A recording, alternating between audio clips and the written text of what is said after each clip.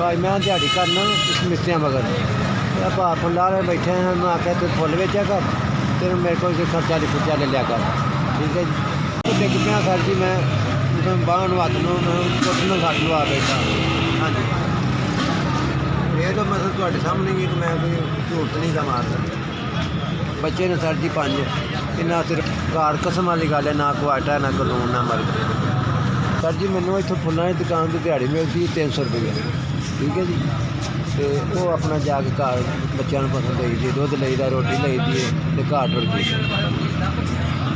हाँ जी, सवेरे आ रही डेट बिल की 800 850 रुपया बिल आया। यकीन करो परेशान की करा।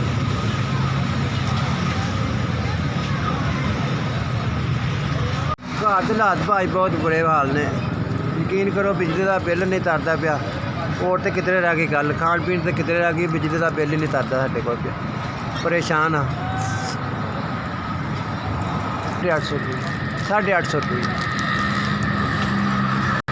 जी, 850 रुपया बिजली का बिल आए है।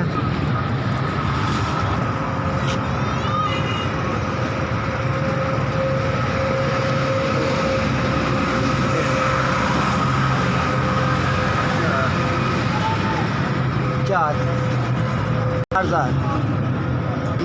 4,000 रुपया मैनू मिले। अल्लाह ताला इन्होंने इन्ना को देवे कि इस तरह ही वंडी है। हूँ सर जी साड़ी तो दुआ ही माड़े बंदी जिन्हें मैनू भेजा भाई, अल्लाह ताला उन्होंने इन्ना को देवे कि इस तरह ही वंडी है। हूँ मेरी तो दुआ ही है सर जी, अल्लाह ताला उन्होंने किसी शहर की कमी ना आवे।